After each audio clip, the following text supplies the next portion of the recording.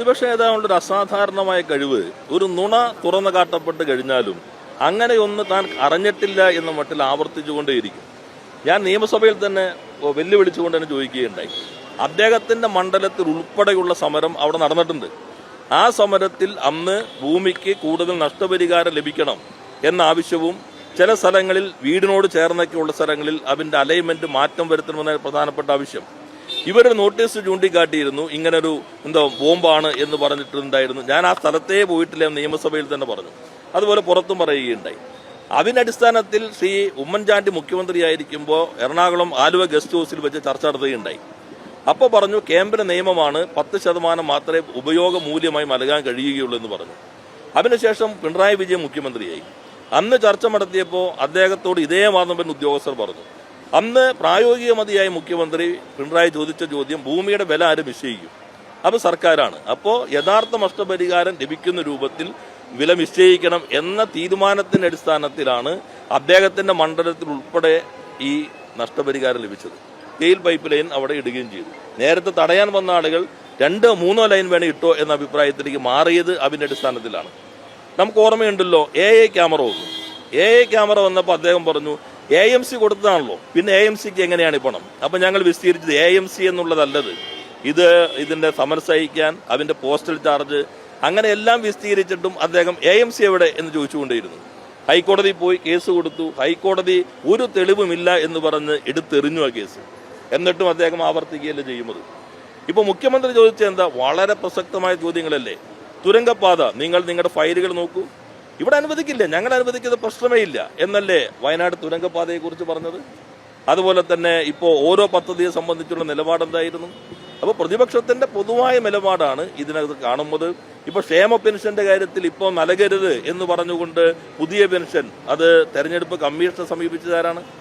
അപ്പൊ ഇത്തരം കാര്യങ്ങളിലെല്ലാം അവർ സ്വീകരിക്കുന്ന നിലപാട് ഇതാണ്.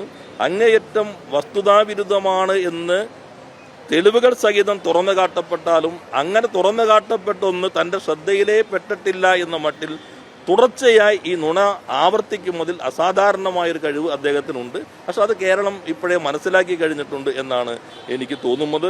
ഇപ്പോഴത്തെ അവസ്ഥയിൽ UDF കേരളത്തിന് എതിരായി നിൽക്കുന്നു എന്നുള്ളത് എല്ലാ കാര്യങ്ങളിലും നമുക്ക് കാണാൻ കഴിയാം. ഒരു കേരള വിരുദ്ധ മുന്നണി. ഞങ്ങൾ അദ്ദേഹത്തോട് പറഞ്ഞു, നിങ്ങൾ നിയമസഭയിലാണ് പ്രതിപക്ഷ നേതാവാകേണ്ടത്, കേരളത്തിന്റെ പ്രതിപക്ഷ നേതാവാകരുത് എന്ന് അദ്ദേഹത്തോട് സഭയ്ക്കകത്ത് ഞങ്ങൾ എല്ലാവരും പലതവണ പറഞ്ഞിട്ടുള്ളതാണ്. പക്ഷേ അദ്ദേഹം കേരള വിരുദ്ധ മുന്നണിയുടെ നേതാവായിട്ടാണ് പ്രവർത്തിക്കുന്നത്. അല്ല, സർക്കാർ അതിനോട് പൂർണ്ണമായിട്ടും യോജിക്കുന്നു. കാരണം ഞങ്ങൾ പരമാവധി സുപ്രീം കോടതി വിധിയുടെയും നിലപാടിനനുസരിച്ചാണ് മുന്നിട്ടുള്ളത്. ഇന്നലെ മുഖ്യമന്ത്രിയുടെ നിർദ്ദേശപ്രകാരം അദ്ദേഹം ചാൻസലറുമായി നടത്തിയ ആശയവിനിമയത്തിന്റെ കൂടി അടിസ്ഥാനത്തിൽ ഉന്നത വിദ്യാഭ്യാസ വകുപ്പ് മന്ത്രി ഞാനും ചാൻസലറെ കാണുകയുണ്ടായി. എന്നാൽ അത്ഭുതകരമായിട്ടുള്ളത്, അതിൽ മലയാള മനോരമ പത്രത്തിൽ മന്ത്രി ഗവർണർ എന്ന് പറഞ്ഞ് അവര് റെക്കോർഡ് ചെയ്തെടുത്ത പോലെ ഒരു ഭാഗം കൊടുത്തിട്ടുണ്ട്. സാധാരണ പത്രമാധ്യമ ധർമ്മം അങ്ങനെ കൊടുക്കുന്നുവെങ്കിൽ മന്ത്രിമാരിങ്ങനെ പറഞ്ഞിട്ടുണ്ടോ, നിങ്ങൾക്ക് കിട്ടിയ ഉത്തരവ് എങ്ങനെയാണോ എന്ന് ഞങ്ങളോട് കൂടി ചോദിക്കേണ്ടതാണ്. ഇതിൽ ആദ്യത്തെ ചോദ്യം, ഇപ്പോൾ സിസയുടെ കാര്യത്തിൽ വിട്ടുവീഴ്ചയില്ല. സിസ തോമസും പ്രിയ ചന്ദ്രനും യോഗ്യരാണ്. അപ്പം മന്ത്രിമാർ മുഖ്യമന്ത്രിയോട് ചോദിച്ചിട്ട് പറയാം. ഇത് ആരെങ്കിലും എഴുതി കൊടുക്കാൻ അവിടെ ഉണ്ടാവുള്ളൂ. കാരണം ഞങ്ങളും ചാൻസലറും മാത്രമല്ലേ ആ മീറ്റിങ്ങിനുള്ളൂ. ഞങ്ങൾ പറഞ്ഞ മറുപടി ആ ചോദ്യത്തിന് സത്യവാങ്മൂലത്തിൽ ചാൻസലർ പറഞ്ഞിരിക്കുന്നത് ഈ 2 പേരുകളാണ് 2 യൂണിവേഴ്സിറ്റിയുടെയും പാനലിനകത്ത് വന്നിട്ടുള്ളത്. അതുകൊണ്ട് അവരായിരിക്കും ഏറ്റവും മികച്ചത്. അപ്പൊ അതുകൊണ്ട് അവരെ ആണ് എന്നാണ് സത്യവാങ്മൂലത്തിൽ പറഞ്ഞിരിക്കുന്നത്. അപ്പൊ ഞങ്ങൾ തന്നെ പറഞ്ഞു അത് വളരെ ദുർബലമായൊരു വാദമാണ്. കാരണം ഡിജിറ്റൽ യൂണിവേഴ്സിറ്റിയിൽ അപേക്ഷിച്ചിട്ടുള്ളയാൾ, റാങ്കിൽ 1ാമതായി വന്നിട്ടുള്ളയാൾ KTUവിൽ അപേക്ഷിച്ചിട്ടില്ല. KTUവിലെ 1ഉം 2ഉം പേരുകാർ ഡിജിറ്റൽ യൂണിവേഴ്സിറ്റിയിൽ അപേക്ഷിച്ചിട്ടില്ല. അപ്പോൾ അവരുടെ പേര് എങ്ങനെ അങ്ങോട്ട് വരിക? ഇപ്പോൾ കേരള യൂണിവേഴ്സിറ്റിക്കും വേറൊരു യൂണിവേഴ്സിറ്റിക്കും വേണ്ടി അപേക്ഷ ക്ഷണിച്ചാൽ ഐൻസ്റ്റീൻ കേരള യൂണിവേഴ്സിറ്റിക്ക് അപേക്ഷിച്ചു എന്ന് കരുതുക. ബാക്കി 4-5 പേർ 2 യൂണിവേഴ്സിറ്റിക്ക് അപേക്ഷിച്ചിട്ടുണ്ട്. അപ്പോൾ അവരുടെ പേര് ഐൻസ്റ്റീന് താഴെ ഇപ്പുറത്ത് വരുമ്പോൾ നേരെ ഐൻസ്റ്റീനേക്കാൾ യോഗ്യൻ ഈ 2ലും വന്ന ആളാണെന്ന് പറയുക എത്ര യുക്തിരഹിതമില്ലാത്ത കാര്യമാണ്. ഇതാണ് നേരത്തെ ഞങ്ങൾ പറഞ്ഞിട്ടുള്ളത്. പക്ഷെ മലയാള മനോരമ എന്തോ തെറ്റായ രൂപത്തിൽ ഇന്ന് കൊടുത്തിട്ടുണ്ട്. ഇതാണ് ഗവൺമെന്റിന്റെ നിലപാട്. എന്നാൽ ചാൻസലർ എന്ന നിലയിൽ അദ്ദേഹം വച്ചിട്ടുള്ള അഭിപ്രായങ്ങൾ അത് ഞങ്ങൾ പരിഗണിക്കാം. അതേപോലെ മുഖ്യമന്ത്രി എന്ന നിലയിൽ പ്രകടിപ്പിച്ചുള്ള അഭിപ്രായവും അതുകൂടി പരിഗണിച്ചിട്ട് നമുക്കൊരു സമവായത്തിലേക്ക് എത്താം. സുപ്രീം കോടതി നൽകിയ അവസരം ഉപയോഗപ്പെടുത്തുകയാണ് വേണ്ടത്. അല്ലാതെ വീണ്ടും കോടതിയിലേക്ക് കൊടുക്കാതിരുന്ന് നമുക്ക് തന്നെ ഈ കാര്യം നിർവഹിക്കാവുന്നതാണ് എന്ന നിലപാടാണ് സർക്കാർ ചർച്ചയിൽ സ്വീകരിച്ചത്. ഈ കാര്യങ്ങളൊന്നും ഞങ്ങൾ ഇന്നലെ വ്യക്തമാക്കിയിരുന്നില്ല. കാരണം ഇന്നിപ്പോൾ കോട്ട് ചെയ്ത പോലെ തന്നെ പത്രങ്ങൾ വരുമ്പോൾ ഇത് വ്യക്തമാക്കണം എന്നുള്ളതാണ്. ഇന്നിപ്പോൾ കോടതി അത് കൃത്യമായി തന്നെ പറഞ്ഞിരിക്കുന്നു. ഇത് സംബന്ധിച്ചുള്ള യോഗ്യതാ ക്രമം, മുൻഗണനാ ക്രമം അനുസരിച്ചുള്ള ഒരു പാനൽ കോടതിയിൽ സമർപ്പിക്കാനായിട്ട് കമ്മിറ്റിയോട് ആവശ്യപ്പെട്ടിരിക്കുകയാണ്. അതേപോലെ തന്നെ ഒരു പ്രശ്നം, കമ്മിറ്റിയോട് എല്ലാ രേഖകളും ചാൻസലർ ആവശ്യപ്പെടുകയുണ്ടായി. ഞങ്ങൾ അങ്ങനെ പോയിരുന്നില്ല. കാരണം സുപ്രീം കോടതിയുടെ മുൻ ജഡ്ജി, കൺവീനറായ സെർച്ച് കമ്മിറ്റി അവരുടെ വിസ്ഡം ഉപയോഗിച്ചിട്ടാണ് വന്ന അപേക്ഷകളാകെ വിലയിരുത്തിക്കൊണ്ട് ഒരു പാനൽ തയ്യാറാക്കുന്നത്. അങ്ങനെ ഒരു പാനൽ തയ്യാറാക്കുമ്പോൾ നിങ്ങൾ എങ്ങനെ തീരുമാനത്തിലേക്ക് എത്തി എന്ന് ചോദിക്കാനുള്ള അധികാരം ഞങ്ങളുടെ ധാരണയിൽ മുഖ്യമന്ത്രിക്കുമില്ല, ചാൻസലർക്കുമില്ല. മുഖ്യമന്ത്രിക്കുള്ള അധികാരം ലിമിറ്റഡ് ആണ് സുപ്രീം കോടതി നൽകിയിട്ടുള്ളത്. അങ്ങനെ ആ കമ്മിറ്റി നൽകുന്ന പാനലിൽ നിന്ന് എല്ലാ കാര്യങ്ങളും പരിശോധിച്ചിട്ട് ഒരു പ്രിഫറൻസ് ചാൻസലർക്ക് നൽകണം. ആ പ്രിഫറൻസ് അനുസരിച്ച് ചാൻസലർ നിയമിക്കണം. ഈ പാനലിൽ എന്തെങ്കിലും വിയോജിപ്പ് ബഹുമാനായ മുഖ്യമന്ത്രിക്ക് ഉണ്ടെങ്കിൽ അത് ചാൻസലർ അറിയിക്കാം. മുഖ്യമന്ത്രി നൽകുന്ന ക്രമത്തിനകത്ത് എന്തെങ്കിലും വിയോജിപ്പുണ്ടെങ്കിൽ അത് ചാൻസലർക്കും കോടതി അറിയിക്കാം. അതിൽ മുഖ്യമന്ത്രി ഒരു പേരിനകത്താണ് വിയോജിപ്പ് പ്രകടിപ്പിച്ചത്.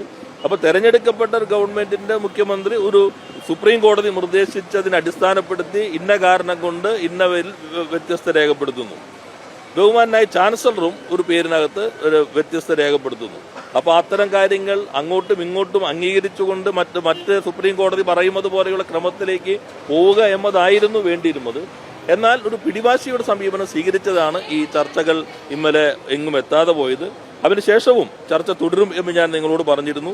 ഞങ്ങളത് സംബന്ധിച്ച് പറഞ്ഞ കാര്യങ്ങളും വീണ്ടും അദ്ദേഹത്തോട് വ്യക്തമാക്കുകയുണ്ടായി. ധാരണയിലെത്തുകയാണെങ്കിൽ ഗവൺമെന്റിനെ കമ്മ്യൂണിക്കേറ്റ് ചെയ്യാം എന്നാണ് അറിയിച്ചത്. അങ്ങനെ ഒരു കമ്മ്യൂണിക്കേഷൻ ഇന്നലെ ഈ കോടതി കേസെടുക്കുന്നത് വരെ ചാൻസലറുടെ ഭാഗത്ത് നിന്ന് ഗവൺമെന്റിന് ലഭിച്ചില്ല. ഇപ്പോൾ കോടതി ഒരു നിലപാട് സ്വീകരിച്ചിരിക്കുന്നു. ആ നിലപാട് സ്വാഗതാർഹം. ഞങ്ങൾക്ക് ഇന്നാൾ വരണമെന്നില്ല. സർവകലാശാലയുടെ നിലവാരം ഉയർത്താൻ കഴിയുന്ന ആളായിരിക്കണം. നാം കാണേണ്ടത് ഉന്നത വിദ്യാഭ്യാസ വകുപ്പിന്റെ നേതൃത്വത്തിൽ കേരളത്തിലെ സർവകലാശാലകൾ ഏറ്റവും മികവാർന്ന രീതിയിലേക്ക് എത്തിയിരിക്കുന്നു. അതിനെ ശക്തിപ്പെടുത്തുകയാണ് ചാൻസലർ ചെയ്യേണ്ടത്. അതേപോലെ തന്നെ സ്വകാര്യ സർവകലാശാലയുടെ ബില്ല് അതിന് അംഗീകാരം വരികയില്ല. എല്ലാ സംസ്ഥാനങ്ങളിലും ഇത് സംബന്ധിച്ച് നിയമമുണ്ട്.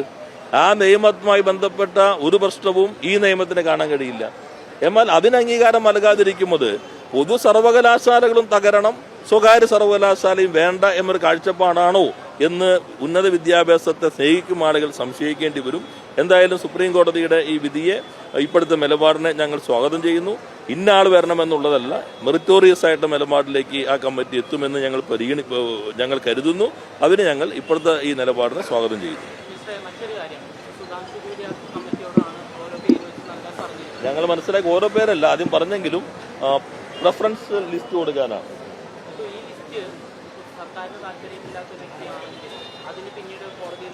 ഇല്ല, ഞങ്ങൾ അതിനകത്ത് വേറെ ഒരു ഇതിലുമില്ല. ഞങ്ങൾക്ക് താല്പര്യമുണ്ടോ താല്പര്യമില്ല എന്നൊന്നും നോക്കുന്നില്ല.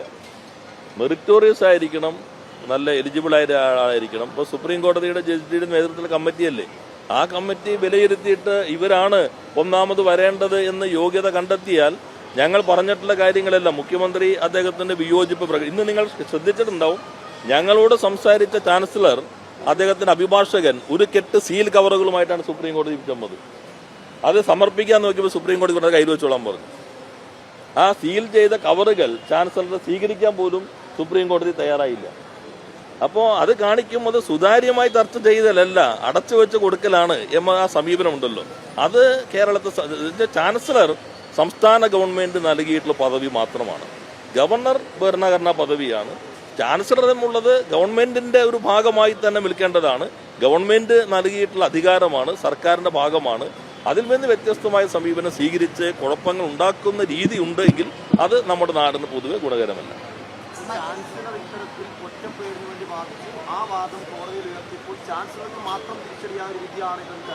അല്ല, നിങ്ങളുടെ വിലയിരുത്തൽ എന്താ? ഞങ്ങൾ പറഞ്ഞല്ലോ, ഈ പേരൊഴികെ ഏത് പേരിലേക്ക് നമുക്ക് വരാം. സുപ്രീം കോടതിയുടെ ഒരു ധാരണ ഉണ്ട്, മുഖ്യമന്ത്രി പ്രിഫറൻസ് വെച്ചിരിക്കുന്നു. നമ്മൾ ടെക്നിക്കൽ യൂണിവേഴ്സിറ്റിയിൽ ഒന്നാമത്തെ റാങ്കുകാരനെ സംബന്ധിച്ച് ഒരു വിയോജിപ്പും സത്യവാങ്മൂലത്തിലില്ല. സത്യവാങ്മൂലം നിങ്ങളുടെ കയ്യിലുണ്ടല്ലോ, സുപ്രീം കോടതി നൽകിയ സത്യവാങ്മൂലം. ഒന്നാം പേരുകാരനെ കുറിച്ചൊരു വിയോജിപ്പില്ല, രണ്ടാം പേരുകാരിയെ കുറിച്ച് വിയോജിപ്പില്ല.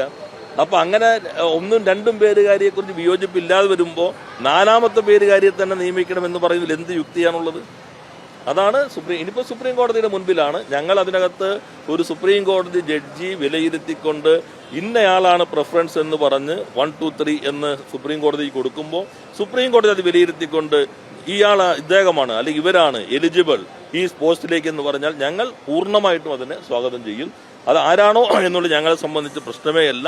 വിദ്യാഭ്യാസത്തിന്റെ നിലവാരം ഉയർത്തുക എന്നത് മാത്രമാണ് സർക്കാരിന്റെ താല്പര്യം.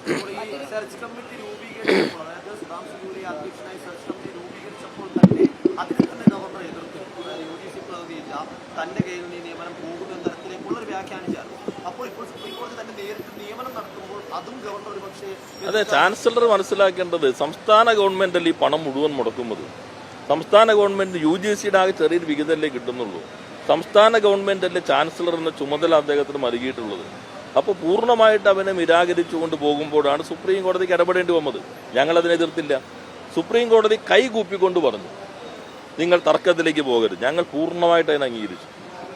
അപ്പോൾ വീണ്ടും UGC അപ്പോൾ വേണമെങ്കിൽ ചാൻസലർക്ക് എന്ത് ചെയ്യാം? എൻ്റെ 2 പ്രതിനിധി ഉണ്ടല്ലോ, ഞാനൊരു പ്രതിനിധിയെ പിൻവലിക്കുന്നു, ഒരു പ്രതിനിധി UGCയുടെ ഇരിക്കട്ടെ, UGCയുടെ പ്രാതിനിധ്യം ഉറപ്പുവരുത്തണം എന്ന് സുപ്രീം കോടതി പറഞ്ഞിരുന്നെങ്കിൽ ചാൻസലറുടെ ഒരു മതിപ്പ് കൂടിയാണ്. അതിന് പകരം ഇനി ഒരാളെ കൂടി UGCയുടെ വേണമെന്ന് പറയുന്നത് അത് ഒരു ഗൂഢമായിട്ടുള്ള താല്പര്യം മാത്രമാണ്. അപ്പോൾ കേരളത്തിൻ്റെയും ഉന്നത വിദ്യാഭ്യാസത്തിൻ്റെയും താല്പര്യത്തിനനുസരിച്ച് സംസ്ഥാന സർക്കാരിന്റെ കാഴ്ചപ്പാടിനോടൊപ്പം നിൽക്കുന്നയാളായിരിക്കണം സംസ്ഥാന സർക്കാർ നൽകിയിട്ടുള്ള നിയമസഭ നൽകിയ അധികാരം ഉപയോഗിച്ചിട്ടുള്ള ചാൻസലർ എന്ന പദവി. ഗവർണർ വേറെയാണ്, അത് നമുക്ക് വേറെ ചർച്ച ചെയ്യേണ്ട ഭാഗമാണ്.